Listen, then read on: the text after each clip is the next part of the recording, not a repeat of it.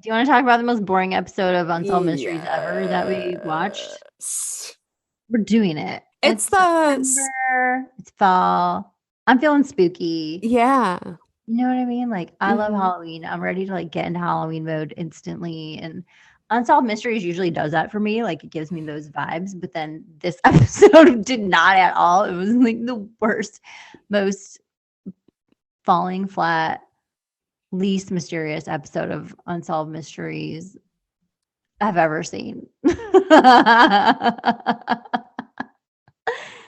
But we watched it, and so we're just gonna fucking talk about it. That's right. That's right, friends. It's season 3, episode 2, and I wrote Mm. boring underneath. I mean, the only unsolved mystery here is how could this episode be so fucking boring? It's true. I mean, it's only season 3. It's like, did they already give up in season 3, episode 2? They were just like, fuck it. We're done with finding mysteries. Let's just tell sad family tragedy stories. Well, see, I have a theory. When these episodes of Unsolved Mysteries initially aired, Mm-hmm. we didn't have the answers. There were no updates. Yeah. Now, when you watch an episode, they've included an update so that you get the full story. It used to be that you would have to watch the episode and then at the end, they would give an update on a previous episode. Yeah. So you wouldn't get any answers until later because it was happening in real time. But now all of the effervescence of it has just spurted out the top because they have the updates right It's true. there. But even this episode, even with the updates, even without the updates, it still would have been just like, okay, not very mysterious. You know what I mean? I do know what you They're mean. just bummer stories. So the first story is the Bermuda Triangle. So it's like, ooh, mysterious. Everyone knows about this. There's so many things. Apparently, there's like 50 ships and 20 planes that have gone down in this area. And it's like a loosely defined area off the coast of Florida. Fort And Lauderdale, Bermuda, Puerto Rico. I mean, Fort Lauderdale specifically. Yeah. Oh, damn. I went to spring break there and some weird shit did happen. Whoa. Okay. Or did I go to Daytona? Where did you start in Fort Lauderdale and end up in Daytona? I don't know. Okay, that's another story. So I've never done spring break. It's fine. Don't worry about it. So yeah, that's the area. And like, so the story, I thought they were going to do multiple stories about it and like really go more deep into like a mysterious element of the Bermuda Triangle, but they didn't. They just chose one specific story about Flight 19, which not sailed, it's a flight. It left from Fort Lauderdale from a naval base on December 5th, 1945.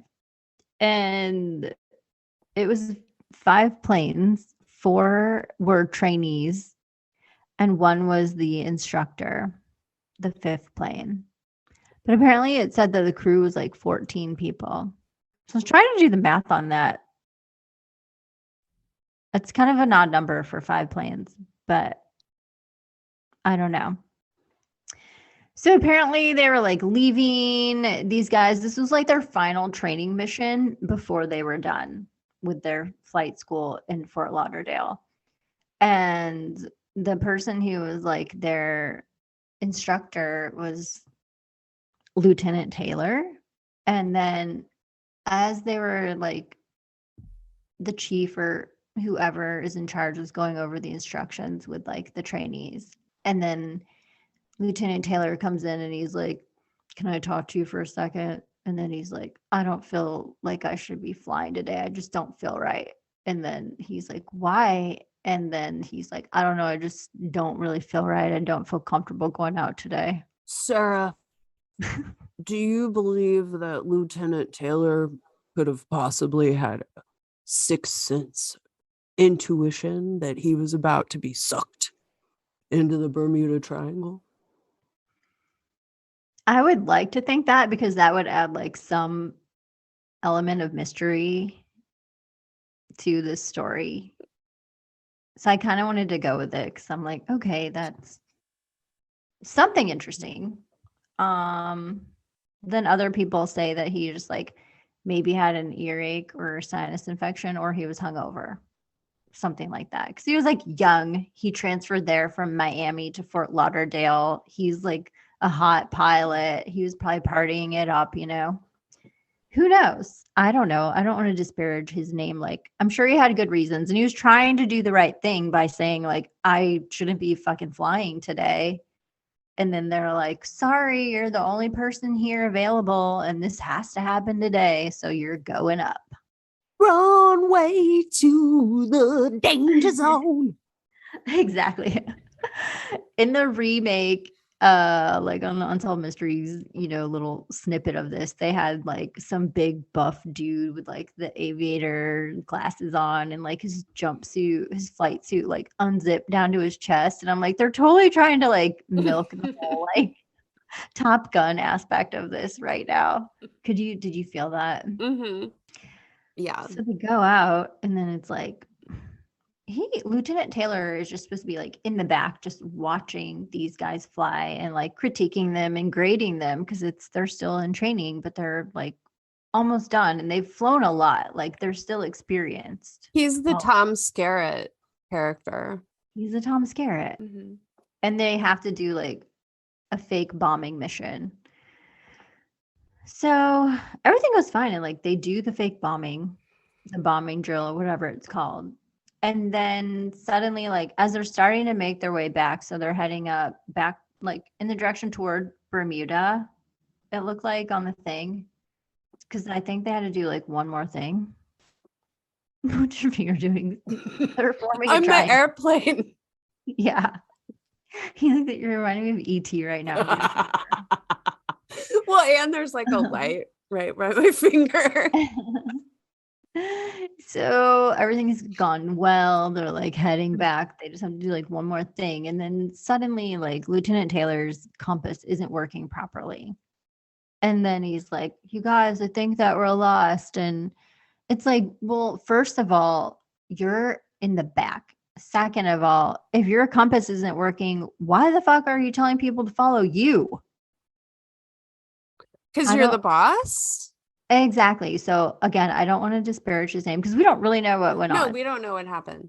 But they're instructees, and so they feel like they're just like blindly following him, even though they have compasses that are, I think, working at this time, and they're like, this is not right. Well, they have to by law follow their leader. Oh. I mean, that's like, you can't disobey the leader's orders in the military. Orders.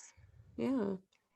And it's like, okay, well, there's 4 other planes telling you that this is wrong, but you're insistent. I mean, I feel like everybody's had a conversation with somebody where you say something to them and they're like, I don't know about that. Mm-hmm. And it's like, okay, fine. Don't believe me. I just experienced it. Yeah. So that's like the saddest part for me, is thinking like they're just blindly following orders and to their death. Well, it made me wonder, what would Maverick do in that situation?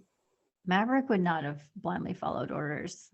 And in that sense, in the moment of this episode of Unsolved Mysteries from 1990, I finally appreciated Maverick's rebellious nature from Top Gun. So I guess also because he had just recently transferred from Miami to Fort Lauderdale, he kept thinking, Taylor apparently kept thinking he was over the Florida Keys because he saw like little islands. And so being from Miami, he would have been more used to that. And it's like maybe he didn't acclimate to his new environment. This is what John Myers' theory is. And he's that guy with all of the maps. He's a guy with the maps and the submersible. And I was like, is this what inspired Titanic? It's like he's just some dude like treasure hunting. He's got time, he's got money, he's got maps, he's got a submersible. Yes. And then he's looking for things and he thinks that he found like where these ships are. And it reminded me of Titanic. Did it you? I've not seen that movie. Damn it, Holly. Anyway, it starts with people looking for the heart with a big old necklace, and they go down in a submersible thingy. I saw a clip of Leonardo DiCaprio. This was my first impression of that movie, and then I didn't watch it, was that I'm the king of the world thing, where he's like on the ship. And I was like, I don't want to watch that. Yeah, maybe someday. Also, I'm not really into Celine Dion. Wow. Dropping bombshells left and right. I mean, I don't even think that song's in the movie. So just so you know, when you do watch it, you won't have to deal with any Celine. I'm pretty sure I'll never watch that movie. It's got Billy Zane in it. Yeah, that's Billy Zane. And he's got hair. Does he usually not? Yeah, he's like bald all the time. Oh. Right? Do you know who Billy Zane is? I know he's Audrey's boyfriend in Twin Peaks. Okay, that's why we knew him before. That's all I know him from, I feel like. But after that, he's like bald all the time. I think he's in Zoolander or something, and he always has like a shaved head. Okay. Anyway, way off track. So yeah. How can you not get way off track? We're talking about the Bermuda Triangle. That's a good point. It's happening. The Bermuda Triangle is live and well on Cover Your Eyes podcast. It's true. Please pull over if you are driving right now. Yes. So he thinks they're over the Florida Keys. And so in that case, he's like, we need to keep going east. But it's like, well, actually, no, you're over a different group of islands, like the Antilles or something. The Great Abaco Islands. You're over the Great Abaco Islands. Which is so actually 300 miles away from where they think they are. Oh, and it's east of where they think they are. So they actually needed to be going west. And he's like, we need to keep going east. And then the other planes are like, are you sure? I'm pretty sure it's west. And he's like, no. We just flew over the Keys. You need to keep going east. And they're like, oh, God. So they do it. And then, like, they're going and they're going and they're going. And finally, someone's like, this is wrong. Like, we need to go west. And so finally, he agrees, like, fine, let's go west. They're going. And on, like, at least on the Unsolved Mysteries version of it, it makes it, like, even more tragic because when they're approximately like 7 minutes off the coast of Florida, they don't see land still. And so they're like, shit, he must have been right. We must have been going the wrong way. Now we need to go back east again. So they're like almost to land and then they go the other way. Yeah. And at that point, I think one of them like broke off and one of them actually like crashed there off the coast. Allegedly. Okay. John Mayer can't say for sure. Don't call him John Mayer. Wait, isn't it? I'm sorry, John Myers. John Myers. So John Myers needs to pull the airplane wreckage out of the ocean to be able to verify if it's one of the planes. Right. But this is his theory of what happened. And also, he might have not even had the opportunity to take his submersive down into the ocean if it wasn't for the January 1986 Challenger explosion. I know, talk about that. Dropping into the Fort Lauderdale. So what are your memories of the Challenger explosion? They showed that footage and I did not watch. Did you? I did watch it. Ooh. I like watched it going up and then I turned away. I don't recall seeing the actual explosion though. I feel like I mean, yeah, once they mentioned the Challenger, I was like, oh my God. Okay, so the Challenger mission was 1986. It was like going to be the 10th mission, the 10th flight of that spacecraft or something like that. They were going to be launching some kind of satellite. And then they were also going to be studying Halley's Comet, like doing something regarding Halley's Comet, which was like huge at that time. I remember in grade school, it was like Halley's Comet every 100 years. And we did like projects about it and drew pictures about it. And then, so it was the first time they were doing a mission and it was like a new thing from NASA, like a teacher in space. And so Krista McCullough, will never forget her name. She won. She was one of like 11,000 applicants and she won the spot on that mission. She was from Rhode Island. She was 37. And she was going to teach 2 lessons from space. That was like the plan. So because it was a teacher and it was the first time a teacher was in space, freaking every kid in the country was watching it live in grade school. It happened at like 10:30 in the morning Central Time. And then 73 seconds after launch, it exploded into a million pieces while everyone was watching. I was so excited because I was super into space. Mm-hmm. And I was really excited. And then I had this weird, like, drop feeling in the pit of my stomach. And like when we were watching it though, like before, like we all sat down. And so I felt really uncomfortable for some reason. And then it went up and it exploded. And there was this weird feeling for me of like, that I knew that was going to happen. And so it didn't, I didn't feel surprised, but I felt really like sick to my stomach. Like I had a visceral reaction to the whole thing of feeling like really sick to my stomach. And it was a really super vivid memory for me because it was one of the first times where I felt like affirmation that the outside world wasn't safe. That the outside world is unpredictable, and it's so unpredictable that like this sure thing that's happening right now is a complete disaster, and it literally exploded into a zillion pieces in the sky. And like that's a hard fucking lesson for everybody that watched it. Like, do you remember what happened? I feel like we were each like still in our own individual classrooms watching it, and they brought it in TVs. Yes.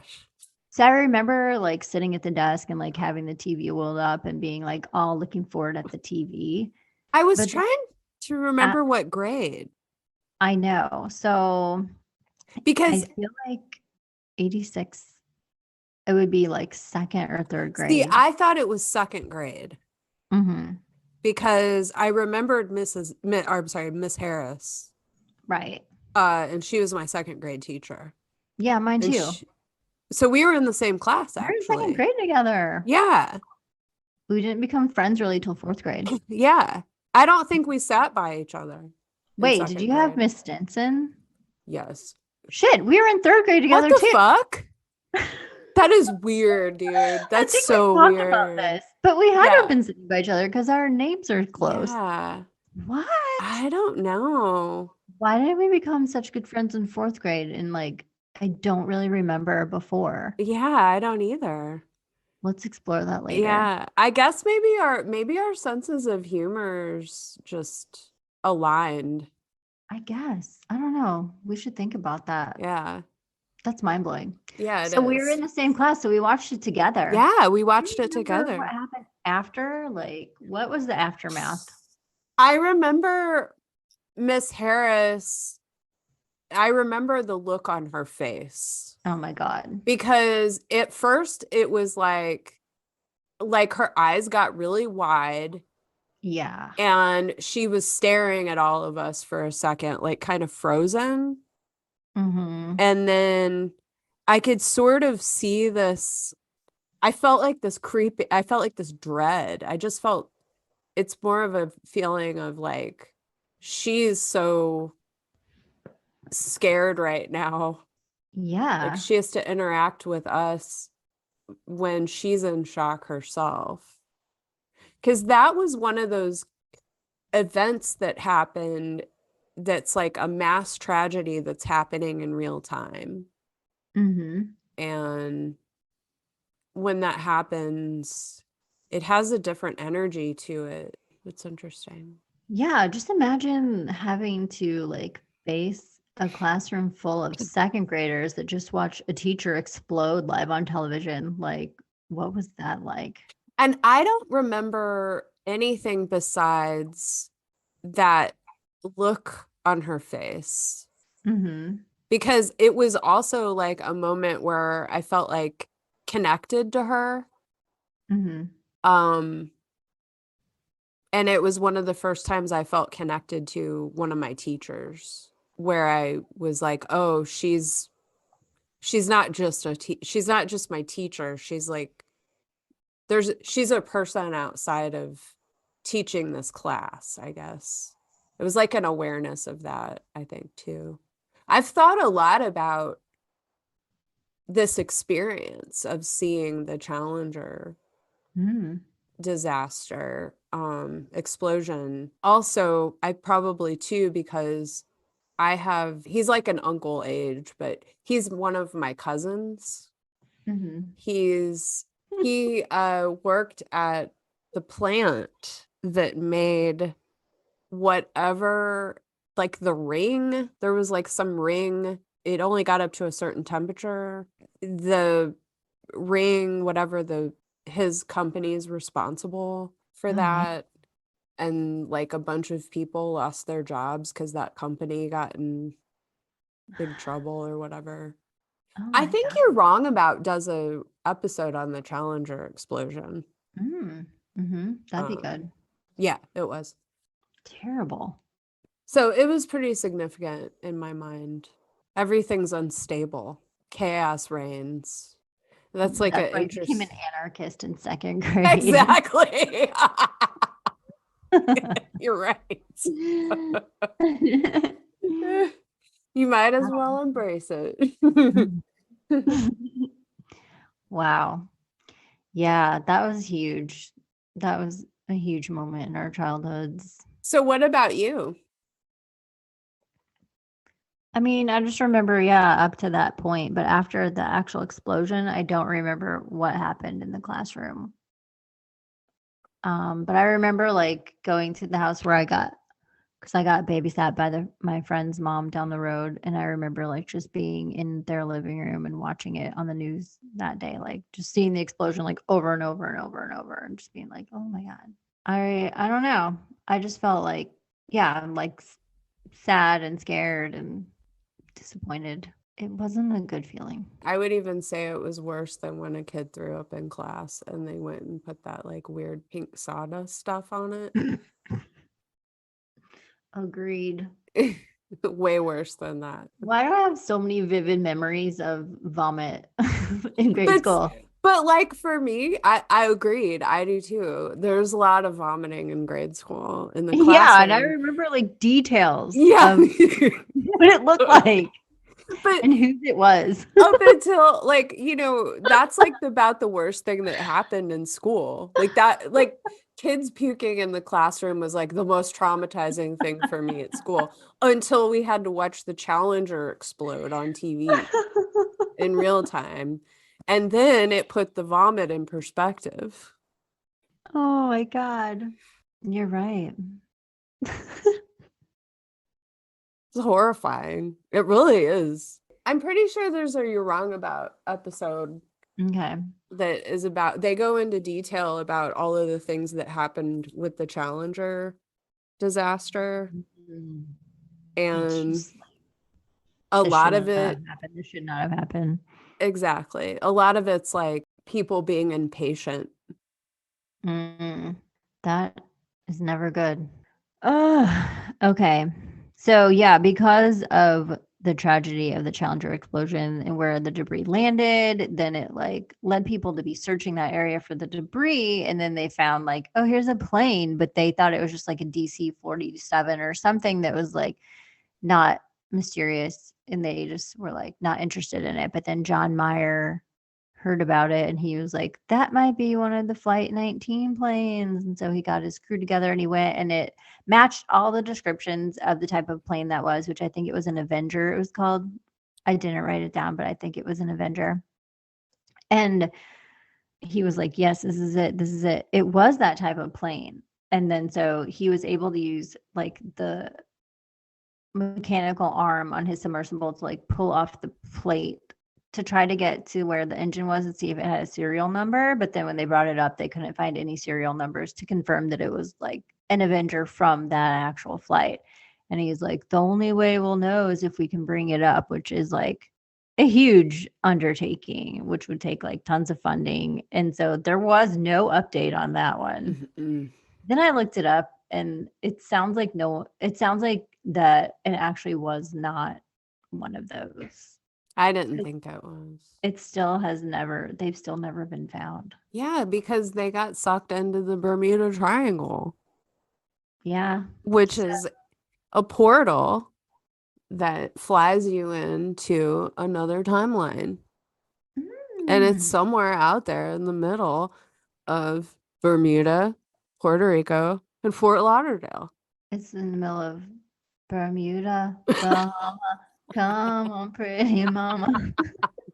Key Largo, Montego. Ah. Okay. I feel like that song came out around the time of the Challenger too. Mm-hmm. So Cocktail yeah. with Tom Cruise. Oh, cocktail. Okay. So they never found them. And then also I read that they like sent out so like 7:30 that evening, the planes hadn't returned. So they sent out these two vessels called like not sea, like seaplanes or like Mm-hmm. flying boats, they basically called them, Mm-hmm. to look for them. And then those never returned. Right. But apparently they think that they just blew up because they were like notoriously bad at not catching on fire. I mean, that's a big coincidence. Still. Is it? I don't know. I'd need to see the like statistics on the percentage of those boat planes that go out and burn sporadically. I'd need to see the stats on that. Yeah.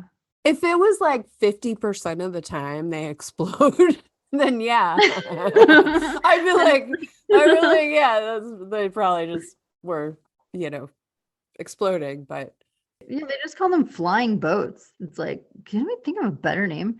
Then they were nicknamed flying gas tanks because oh, of their propensity for catching fire. great. Which is like, hey, Mitchell Jones, you're going out on the flying gas tank tonight. I would be like, I'm sorry. No. Can you imagine being given that mission to fly something that's known for exploding? No, that's terrible. God. Are there any stats on that? No, I don't have that. I'd have Oh, to look okay. that That's up. But okay. apparently, like the seaplane may have gone up in flames, and there was like a passing merchant ship that spotted a fireball and found evidence of an oil slick in the ocean. So it's like, it was probably that. Okay, yeah, that one sounds like it just exploded. So altogether, 27 people died because of the planes that went down and then the seaplanes that went out to look for them. Wow. I know. None of them were ever found. So sad. And it was all just for a training mission too, which makes it even Mm-hmm. more sad, you know? Man, if only Taylor hadn't had to go out that night and they could have put someone else in his place or just waited like one day. Couldn't they wait one day? It wasn't like even like a real mission. You got to stay on a schedule, Sarah. I know. It's more important than anything else. Yeah, so that's a tragic story of Flight 19 in the Bermuda Triangle. Jeez Louise. Now, I bet that there's probably a lot of good explanations for the Bermuda Triangle rumor, but I like to think there's a portal out there Yeah. that sucks the plane up. I think it's more interesting to think of something supernatural or like Mm-hmm. even if it is just like some actual like geological or magnetic field phenomenon that is explained by science, but it still is like mysterious. You know what I mean? Yeah, definitely. That messes with people's compasses and just Mm-hmm. like another dimension. Mm-hmm. I guess in the movie Close Encounters of the Third Kind, they say they reference Flight 19 and they say that it got like somehow mysteriously transported to like a desert in New Mexico. See, Mm-hmm. that's probably where I got that story. Mm-hmm. Because I saw that movie when I was a kid. Is that the one with Richard Dreyfuss? Yes. Okay. It is. I'm Richard Dreyfuss. Okay. Oh gosh. So that's that story. There are more apparently since like so many things went down there. But then, people say that like statistically there are no more lost ships or planes there than there are in any other large body of water that's frequently traveled. Well, there They you also go. say that there are like there's something called like super waves or something where the waves get up to like 100 feet tall there because of where it is, like the confluence of areas there at the tip. And they're like crazy storms. And so that could like destroy any evidence of planes or ships because the waves are so treacherous there. Wow. Yeah. Apparently 100-foot wave is pretty I stupid. like this reason. Mm-hmm. This one's my favorite. Really? Yes. Oh, good. The wave suck is my favorite explanation. Okay, good. I mean, it's like still interesting, but could be real. They're called rogue waves. They're massive Oh. waves, can reach up to 100 feet and would theoretically be powerful enough to destroy evidence of ship or plane. It's located in an area where storms from multiple directions converge. It's basically everything I already said. That's So. a portal. Mm. Where all of the waves converge with maximum force. Yeah. Portal. It's true. What's a water portal? It's a water portal. I like it. Let's go with that one. God, I'm glad we solved this mystery. Yeah. You should tell someone. Thanks to your Cracker Jack research. Thanks. My crackpot ideas. Cracker Jack. Yeah, so the rest of the stories were just like sad stories that mainly have to deal with like poverty affecting people's lifestyles and ability to make their own choices. And the need for birth control. Yeah, and the need for birth control. That was like the theme of the rest of the episode. Don't get me started. Don't get her started.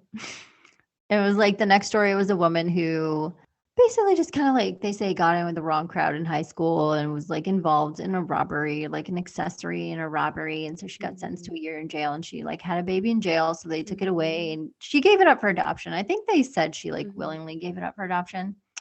Then it like happened again and she was in jail and pregnant and she kept the baby and like raised it in the nursery of the jail for like 10 months. But then eventually she like caved to outside pressures, they said, and gave that baby up for adoption. And it sounds like she kind of got like swindled into signing some papers that she didn't. Her name's Marge. And Marge was visited by an attorney for her mother. And the attorney for her mother was going to take custody of the baby.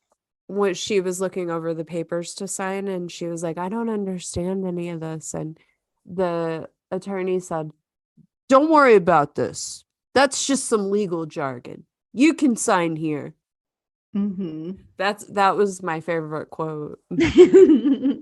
That's always good advice. The reenactment. I'm sure it was exactly like that. I know, it's horrible. But it was for her mom, so it's like I think her mom was trying to help. But she was also didn't have the resources to take care of the baby. So then it got adopted out. She got adopted out from there. Exactly. And then it happened a third time. And this time she just like, I think she said she just willingly gave the baby up for adoption again because she knew that it was like, she thought it would have a better chance at having a better life. Yeah. So then later she like gets on the right path, sets herself straight. And then she's like, you know, I miss my babies and I want to find them. And then the one girl, this is the best. So the story starts out with this like little girl with giant red curly hair in like a rainbow outfit sitting on a flowered bedspread. And they're like, and her name is Jackie Dragon. And her mom's last name is Ryder. So they're like Dragon Rider. I know. I wrote the same thing. I was like, Jackie should hyphenate her name to Dragon Rider. That's the coolest name ever. I know. Yeah, Jackie has the most incredible lady mullet I've ever seen in my life. It is curly. It's like that beautiful coppery red. And it's a full-on mullet. It's like a power mullet. I would call it like an aggressive power mullet because it's like super curly too. And it's just like no apologies here. There are no apologies going on, and I love it. I love Jackie Dragon Rider. I was so happy she found her mom. And she lived in the prison for 11 months, the first 11 months of her life. Oh, she's the one. Yeah, and as they told the story in a weird order, I've got to say. They kind of it was. I think it was because they were trying to create like a mystery out of something that wasn't a mystery. Okay, go on. But so Jackie Dragon, when she was a kid, she was super into lady prison movies. That was the funniest part. And I was like, if my little girl was into lady prison movies, I would be like, oh, I wonder if you like the ladies. I know. But Jackie Dragon, it didn't have anything to do with that. Jackie Dragon, that's neither here nor there. She later was like, well, now that I know I was adopted and that I spent the first 11 months of my life in a prison with my mom, I wonder if that's has something to do with it. And I thought, obviously it does. I'd say so. That was so interesting. Yeah, so she was just like snooping through her parents' stuff like kids do when they're left home alone in the 80s. You go through your parents' stuff. And then they're not there. They deserve it. I mean, whatever I find. I actually found some things I wish I had not found and I could take out of my brain right now. You know what? I didn't snoop. Oh my God. Why? Because one time when I was like 5 or 6, I was over at my mom's friend's house. Her name was Sue. And I thought she was the coolest. Yeah. And she had this desk in one of the rooms, and it was this really ornate, pretty desk. Everything in her house was like beautiful. I found stationery was on the top on the desk, right? And I was really into stationery. And so I started looking through the drawers because I thought, oh, this is where all the stationery is. Well, then she came in And she was like, oh, you can't look through other people's things. And she got really upset about it. Not like mad at me, but she just got really upset. Like, that's not something that you ever do. And it just left an impression on me because I was like, oh God, like, I don't want Sue to not like me. So I guess in the back of my mind, I feel like Sue is watching me from above, being like, don't look in there. Yeah. So I learned that early. Also, my mom always told me that you're playing with fire when you snoop, because if you find anything bad, you can't tell the person that you found it. And I thought, that's like hell. That's interesting advice. It's true.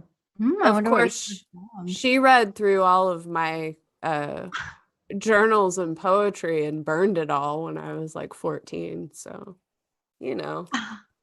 But I took her, I mean, at least I'm doing what she was saying and not doing what she was doing.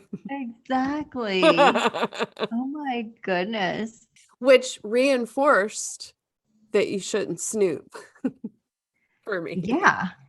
But what did you find? I'm not telling you. I can't say. I don't want to know anymore. But it's still in my mind. So Jackie was snooping. Jackie was snooping, then she's like, oh shit, I'm adopted. That explains a lot. And then she's like, I want to find my family. And then eventually she started looking, and she did. She found her mom, and then they got together, and then they found her sisters, and they all reunited. It was very nice. And they were all doing well. Yeah. And Marge, the mom, Marge Ryder, she was wearing the most awesome 80s cat shirt whenever they had the final like reunion when they were all finally together. It was great. Yeah. And then the other story was about a poor family that got in trouble for being poor, and all of the kids were dispersed, I and know. like the mom was just left, and all of the kids that were on, they're adults now, they were like, we were all happy together, like we were fine. And then the people just came in and were like, y'all are too poor, and the kids got taken to these different orphanages, and it's like, what the fuck? I know. It's so sad. I've seen multiple stories like that on Unsolved Mysteries. And I mean, I know there are tons of them, and I'm sure it still happens today. But typically today, if it's just poverty, there's more assistance. I think it takes more to get your kids taken away now. And sometimes they're like taken out of a home when they should be. That's a whole other story. But they all ended up together. Yes. Too. That one really made me cry. It's so sad. I was full on fucking crying when I was watching that episode. Oh my God. Or that segment. Yeah. It's like, okay, that happened in 1944. So it's like, hello, it's like World War II, things are happening. It's not an easy time for anyone. Iowa, it's a single mother of 6 kids with a deadbeat dad. Exactly. First of all, you're a woman in 1944. Like, how many job options do you have? I'm sure she had like 0 education, probably. She probably came from poverty too, like a woman in the 40s. Yeah. Well, and who's going to take care of your kids? Who's going to watch your kids while you're at work? No one. Yeah. Maybe someone could, but who's going to watch 6 kids? Yeah. The dad's, like they said, barely in the picture. So it's like, she's on her own, struggling. The kids are well adjusted, like you said. They said they were fine. They didn't realize they were poor. Like a lot of families don't, because it's subjective. And it's like, as long as they're happy together and they love their mom and they love each other, then why not use your resources to just give them some food instead of ripping their family apart? Why is that the solution? It was like she was being punished for being a single mother. She was. And her children were punished for being born to like a poor single mother. Even though it's like, oh, good. Okay. Yeah, you got taken in by some dude that's a deadbeat. Mm-hmm. And now you're supposed to be judged and punished because he promised you the world and gave you 6 kids and no support. Mm-hmm. But that's your fault because Sara, Eve, hello. Mm-hmm. It was terrible. It's like all the kids slept on like one mattress on the floor. And then the woman's like, "What did you have for dinner last night?" And the girl's like, "Puffed rice." And then the woman just gives the mom a dirty look like, "Oh, you piece of trash." And then she goes through all the cupboards and they're bare. And she's just looking at the mom like, "You're terrible and you don't deserve these kids. These kids need something better and we're taking them." So like 3 months later, they just come and take them. And they tell the kids that they're going to the movies. And then they're just like not only taken from their mom, which is like super trauma, then they're separated from each other. And 3 of them, like the littlest ones, get adopted right away because it's Of like, course. oh, little tiny cute ones, we'll take those. And then the older ones are just like left in an orphanage. Yeah. And then the girl was like crying and crying and crying. She's like 7, so she knows what's going on. And then she gets punished by the orphanage woman for crying and she locks her in a closet at night. You're going to stay in this closet until you learn to quit crying. And it's like, it doesn't work that way. It's so terrible. And it's like, guess who funds the orphanages? Like, probably the state or something. Whoever is paying for the orphanage, just pay for food for these families so they can stay together instead of torturing the entire family and like traumatizing everyone and then sending them into like foster homes where the kid had to work on a farm, which he was like, I think they just wanted a farmhand. Absolutely. Yeah. They're just like, free labor. We'll take some foster kids, send them our way, and we'll just neglect them and make them work really hard. And collect the stipend. Which is like, maybe that stipend could have gone to their fucking mom so she could buy them some food. Wow. Oh my God. Sara, we don't have time for rational solutions. God, it's so terrible. But like you said, and so you know what? So then the kids from the foster home were like, this is terrible. Like, I'd rather be in the goddamn orphanage. They went back to the orphanage. And then they stayed there, it said, until like 1952. So they were in an orphanage for like 8 years, the formative years of their life. And they could have been with their family. And then they're like, "Oh, give you back to your mom now." And it's like, thanks. You ruined our lives. But somehow it seems like they all turned out okay, not super traumatized, or at least they're hiding it well. And so they did reunite. The 2 sisters that got like sent out and got adopted, they had different names, but so it was like Jim, Delbert, Sharon, Doris, Tommy, and Florence were all the kids. And then like Sharon and Doris were the 2 girls that got adopted out. And then Sharon was like, I want to find my family. And she was able to find her one sister, Doris. And then Doris had her birth certificate, so she knew where they were from. And then Sharon's like, I'm on it. And within like one day, she found like 2 aunts and like a brother or something. And then they all reunited, except they could never find Tommy. But then later at the end, it says they did find Tommy too. Yeah, So the they update. all found each other. Yeah. Part that really got me was whenever the one sister was saying that their family's not going to be whole until they find Tommy, and they showed this little picture of him as a little boy. I just thought of my niece and nephew, who are relatively close to me in age. If I had only seen them until they were 6, and then I just didn't know where they were, and I just fucking lost it. Yeah. So I was like really fucking happy for the update for that one. And also he has a double earlobe. Oh my God, like I know. the coolest thing ever. I was like, he's basically a cat. Okay. I was like, yeah, they're like, his only distinguishing feature is a double earlobe. I'm like, what? That's like I was like, man, that's so neat. I wanted to Google it and like see more pictures of double earlobe. Yeah, I've never heard of that before, except for like cats.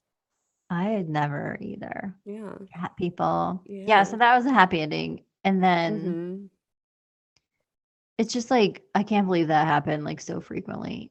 It's taking resources away from pulling kids out of actual abusive homes where the adults are violent, Right. be it emotionally, physically, sexually, however the adult is mistreating and making it unsafe. You know, that was like a classic example of whenever you hear people say like that, if you know, as long as you have love, like you don't need money. Not that you don't need it, but you can be happy because they were a happy family. Yeah. And they didn't notice they were even poor because they were all loving and nurturing with one another, and they had a loving, nurturing mother. And that it was probably one of the most horrible things I've ever heard. I can't even begin to fathom that. I know. Having your children just ripped away from you because of things that are completely out of your control. It's terrible. Yeah. It's really convenient for Christian dogma to be that if you're poor, you deserve to be that way because you're not working hard enough. It's the like Protestant work ethic that like God's going to reward you for all your hard work. It's the prosperity gospel.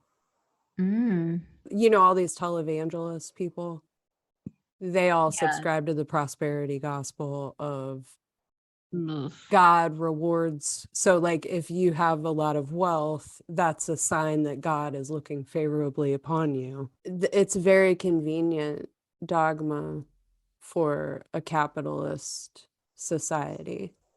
It's a way to justify mistreating people who do not have wealth and victim blaming. And if we know anything about history, it's that people love to victim blame. Yeah. All through the years.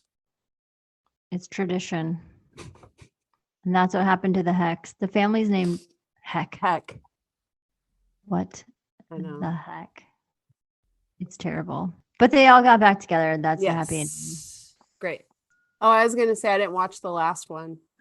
Oh, okay. So the last segment is like a woman who's in a gang-ridden neighborhood stands up against the gang and gets shot and killed, and they're looking for a killer. Is that the summary? No. Oh, wow. Okay. Well, that was my impression of it. So here's why I didn't watch it.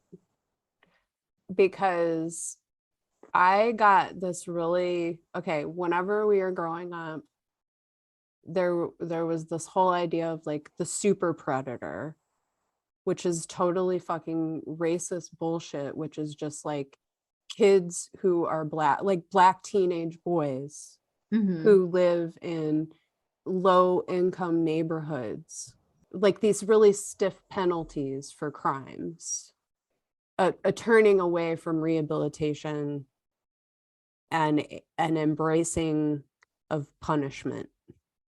Yeah. And these forces are all coming together in the 80s and 90s to create a subconscious level of racism due to fear that's been instilled by the media. By every time you turn on the news, it's a picture of a black guy committing a crime. Like that was the news. This like propaganda machine of like all the horrible, scary gangs and all of this stuff. And like a lot of it turned out to be bullshit. And I felt like it was bullshit at the time. It felt like propaganda. It's really easy to see. It's like the movies we watch where there's like a black guy standing on a corner with a knife. And it's like 1981. It's bullshit. And nobody's talking about poverty. everybody's talking about super predators. It's a great distraction from the real problem. How the fuck are you gonna make a buck? And all of that came up when I saw the like clip for what it was gonna be. And I was just like, I just can't fucking handle this. I get it. I was tempted to not watch it as well. Especially because I was already like bummed out on this episode of being like, God, now this.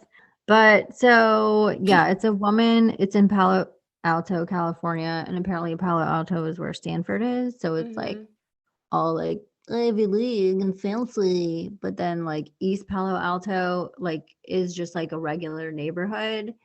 But then it got overridden with like drug trafficking, they say. And so this woman, the way they portray it on this, I don't know if it could have been the way they portray it, but it's like basically on her street, people would park in front of her house and just like deal drugs in front of her house. And they say that like all of the affluent people from Palo Alto would go through East Palo Alto to get their drugs. And it's literally like a drive-through. Like there are drug dealers standing on each side of the street, and then there's just like cars like Mercedes, BMW, all these cars like lined up on this one street just going through, and it's like people fighting to get to them to like see who can sell them the drugs first. It's like a drive-through on their street, like a drug drive-through. And it's apparently going on all the time, and they're always parked in front of her house. And she's like, "Hey, could you guys not park here?" And they're like, "F you, lady, like we're working here." And then she's like, "Well, I'm gonna take your license plate and call the police." It's like this 60-year-old woman. And then her son Darnell lives with her too. He's like 20 something at the time, I think. And so she like writes down their license plate and calls the police, and it's like, oh shit, this is not gonna end well. And then she keeps doing it, and then the police are just like so overwhelmed at the time that they say there's really nothing they can do about it. It's like they've got other crimes that they're dealing with, so they don't really address this. And then but it goes on for like years, and then she's always confronting them like, don't do this in front of my house, get out of here. And she calls the police on him. And then this one time this kid walked up to her and was like, if you keep messing with us, I'm gonna blow up your house. And then she's like, an officer was parked right across the street, and she goes up to the officer and she's like, did you hear what that young man just said to me? And he was like, no. And she's like, he just threatened to blow up my house. And then the officer's like, do you want to do something? Did you want to press charges? Do you want to make a citizen's arrest? And she said, yes, I do. And then so he went and arrested him for that threat.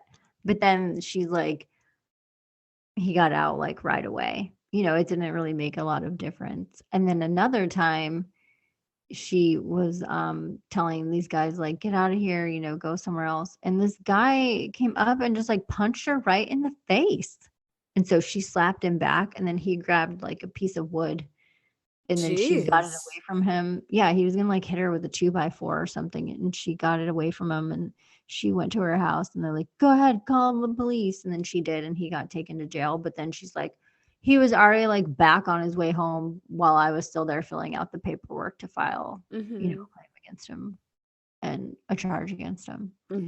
And so it's like, you know, she's trying, but nothing's changing. No, she's trying to go through the proper channels. She's trying to do what the institutions of justice have told her is the proper way to handle situations. But then protocol is bullshit. Like another time her neighbor comes and tries to defend her, and then her neighbor gets like the shit beat out of him, and then the guy gets sent to jail for that. And then they say things quiet down for like 10 days, but then it's New Year's Eve. And apparently New Year's Eve, like in a lot of places, people like to fire off guns, at midnight.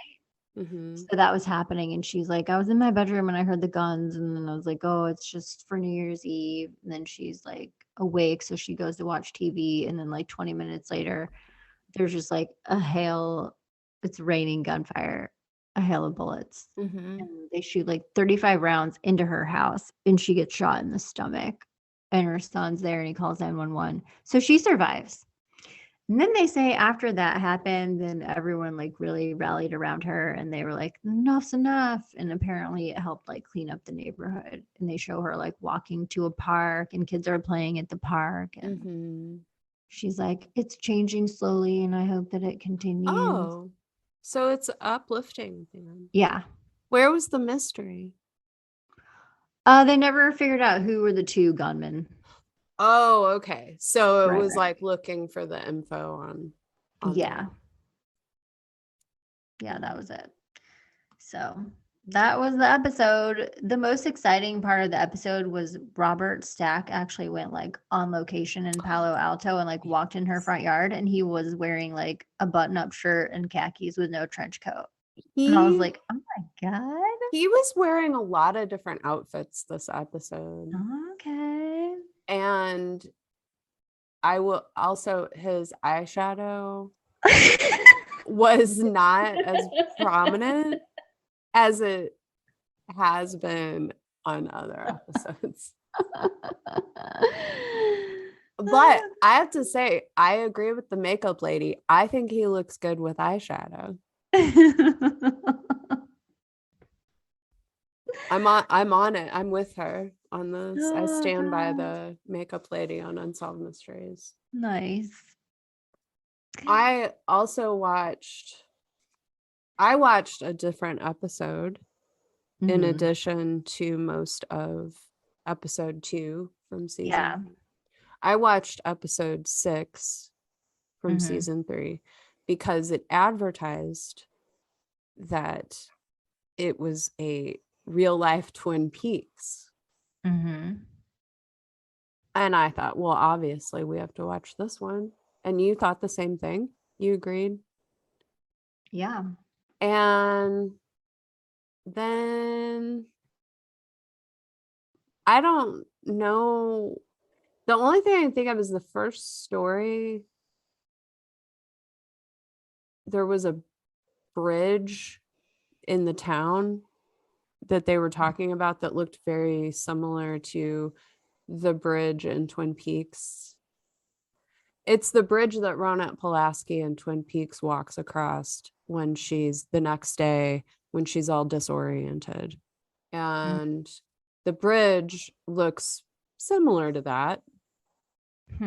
So also there's men that are wearing a plaid flannel that kind of look like they could be loggers or work at the mill. Wow. There were 2 tortured girls that were dead. And then this other lady turns up murdered, and her son thinks that she knew who the killer of the 2 murdered girls were and that the killer murdered her as well. 20 years ago, 20 years later, the son gets killed. He gets shot through the heart. God. Turns out, though, that it was a murder and it didn't have anything to do with the 2 tortured girls that they talked about at the beginning of the show from 1964. Which is the part I assume that had to do with Twin Peaks, because there's 3 murdered girls in Twin Peaks, but 2 of them that we're aware of before we get into Fire Walk with Me, the movie. Teresa Banks.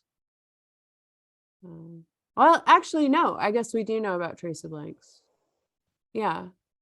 Anyway, I'm a little rusty. I guess they were just really trying to jump on the popularity of Twin Peaks at that time. That must have been the time. Right. It was at the peak of Twin Peaks. Exactly. So they were just like, this is close enough. Okay, so sorry. This episode already sounds way more interesting than the other one. Right? Okay, so then another story was about kids in an orphanage that they were being abducted by this woman, Georgia Tan, and then is this in Memphis? adopted. I know this Yeah. story. It's Yeah. terrible. Oh my Yeah. God. Holly, I'm sorry, but you owe me an apology for making me watch the other episode instead of this. I'm sorry. I am sorry that I thought that the other episode would be more interesting. I'm very sorry that I thought that, and that I told you that we should watch the other one. I should have just said, yeah, let's just watch this one and we'll try to figure out what about this episode is supposed to be like Twin Peaks, which is the real mystery. That's true. Oh my God. And what was the other? Was there a third story? Yeah, there was and I actually remember this from when it aired, of like the identical twins. Nature's whimsy. What's that mean? That's what they said. Identical twins are nature's whimsy. Oh, okay. It was just about twins in general. It was like Robert Stack was like, identical twins. Proof of nature's whimsy. It was like that.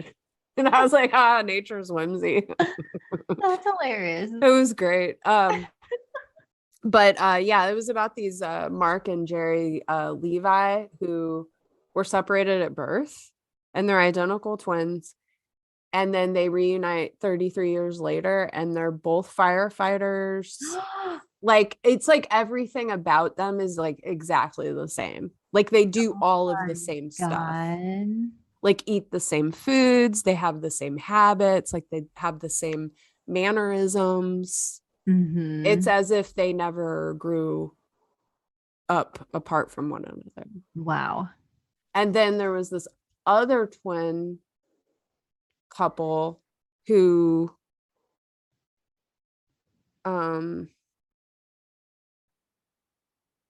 frankly, they creep me out. Lavona and Lavonda. Okay. And they married identical twin brothers. Oh no. So there's pictures of both couples, and each is a set of the other. And then they always dress the same. Oh no, the boys and the girls. I don't know about the guys, but the women were always dressed the same in like all of the pictures and all of the interviews and everything. Okay. And they're mirror image identical twins. So like the Lavonda has, poor eyesight in her right eye. Lavona has poor eyesight in her left eye. Oh my God. It's like that. And they have where one of the twins got into an accident, and the other twin actually saw the accident and was able to take her dad to the road, like where the twin had that in her mind. Yeah. Holly, this is the stuff that I love. Shit. I think I would have loved this episode. Damn it. Oh my God. Well, now that I have the other episode that we watched to compare it to, I know what the standards are. I didn't have much of a, because I remember Unsolved Mysteries as being this like awe-inspiring event that happened every week as a kid.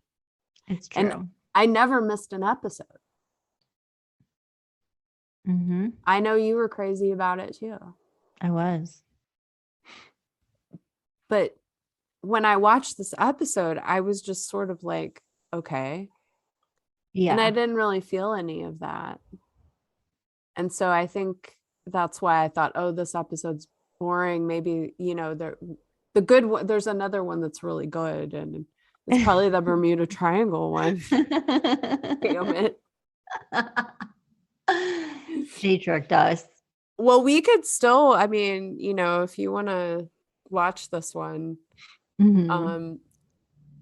yeah. Also, there were these two twins, Lewis and Donald Keith, and they grew up together, but they live 500 miles away from each other. And one day at the health club, Lewis was doing an exercise and they had him do the reenactment. Oh, good. Of what happened. And he had like one of those wooden dolls, like bars behind his back, and he was swinging it back and forth like to work out his obliques. And then he goes, oh, and he like obviously turns like the wrong way on purpose and then makes like an ow face. It's great. He said that he was doing that exercise because he heard that it was good to get rid of love handles. I just thought it was really funny because he used the word love handles. Oh. And I haven't heard that in a while. Nice. But I feel like people said it a lot in the 80s. I still say it. Love handles and thunder thighs. Ugh. Yeah, and then his twin, Donald, who was 500 miles away at work, he felt the exact same shooting pain down his leg. Wow. Yeah. That's like reminds me of the Time Life books kind of stories. That's what I love. At the same time, usually it's something more dramatic than like a twisted back. Back injury. Yeah. But whatever. I want to see that reenactment. Yeah, it was pretty amazing. Okay. Well, I mean, regardless of the doldrums of the material, I enjoyed talking about it with you. So I still had fun. I still had fun too. Okay, thank you. I would wager that the discussion of Unsolved Mysteries is more exciting and eventful than actually watching the episode. In this case, I 100% agree. The episode was just like sad. Yeah. All right, cool. Anything else? If anyone ever comes to your door saying that they're a police officer and they're testing houses for contaminated milk, what? Lock the door and run away. Was that in an episode? Yeah, that was the last thing in the episode. It was about a child molester. Contaminated milk. Yeah, he would go to people's door where he would scope out a house and look for a stranger. I mean, he was like a stranger danger guy. Yeah. And he would go to the door because he would know that there was a latchkey kid. Always. And then he would say, "Hello, little girl. Is anyone home?" And then she'd be like, "No." And then he'd be like, "Well, I'm a police officer testing contaminated milk. May I come in and see the milk in your refrigerator?" Oh, no. And then he'd like flash this like fake badge thingy, and then he'd come in the house and assault the kid. Oh, God. But he was like on the most wanted list, but they caught him. But the girl, so this last time that it happened though, the girl, he was like traveling around because he was actually a traveling salesman. Oh, Which is another reason we don't have door-to-door salesmen anymore. No one would ever answer their door anymore. Because of people like Kenneth Robert Staton. Ugh. Yeah, he was diagnosed as a criminal sexual psychopath, and then they set him free because he had already like messed up kids and violated and abused them and got sent to prison and diagnosed. And then they were like, oh, you know what? We need to put some of those Black teenage boys that were selling weed on the corner in jail. So, hey, Kenneth Robert Staton, you can go ahead and leave jail. My God. Even though a psychiatrist diagnosed you as a criminal sexual psychopath. And then he started doing this whole thing like as soon as he got out again. What were you going to say about the last girl that it happened to? Oh, so she let him in because he flashed the badge, but she was like really hesitant. She was skeptical. Yeah. Finally, though, he talked his way in, and then she screamed really loud and just like fought him, and he ran away. Oh, wow. Yeah. And then they called the cops, and there was like a bulletin put out because it was like pretty obvious that because they already had record of him and stuff. So she probably saved the world. Her like strength and quick thinking saved the world from a future serial killer probably killing kids, because like he was obviously escalating and like well on his way to just getting worse and more depraved. God. So, but then they caught him after the episode aired. Oh, And good. then there was like a picture of him, and he was wearing like those like serial killer glasses. He looked like, yeah, he had like serial killer glasses on, and he looked like a wax figure. Like it was creepy. He was really creepy. Oh my God. So yes. So wow. There's some fear. Like, why did they leave us with these stories? Like, I kind of want to watch more of these and see what the pattern is of the order of story. Because it's kind of, but see, that's the other thing, is that watching these now, because they include the updates to the story, there's no tension. Like, I kind of want to watch, I wonder if there's some on YouTube that have been recorded and uploaded from a VHS that's like original, that if it would have that old magic that I bet you could find some on remember. YouTube. Yeah, that's where I would look. Wow. Okay, so 2 episodes. That one, 2 and sounds 1 like a whopper. Yeah, I mean, there's a lot. I feel like I might want to tell you, do you know about the twins? The woman that like takes over her twin's life, and she had like poisoned a bunch of people and her family and stuff. This is a real story. Yeah, this is a real thing that happened. No, we should do an episode about it. Yeah. But the twin thing made me think of that, because I'm actually reading a book about her right now. Are you serious? Yeah. And then I watched that and I was like, oh. Oh yeah. I'm interested in that. Okay. Twins, they're proof of nature's whimsy. Exactly, Sarah. You are correct. Robert Stack is proof of nature's whimsy for me.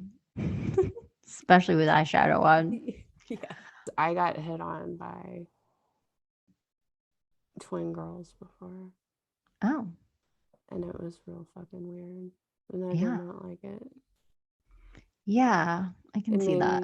They weren't identical, but it made me really uncomfortable. They were like almost identical. It was weird. They had really bad boundaries. I mean, I didn't take it personally. Because I felt like they like hit on everybody. But I was just like, this is really gross and weird, and I don't like it, and I need to go to the bathroom, not come back. They followed you to the bathroom. One of them had changed into a nightgown. What? Like a see-through nightgown. Are you kidding? Oh no. I was over at my friend's house. It was a whole thing. Anyway. Oh my Yes, God. I have. You know what they say about me? Men want to be me.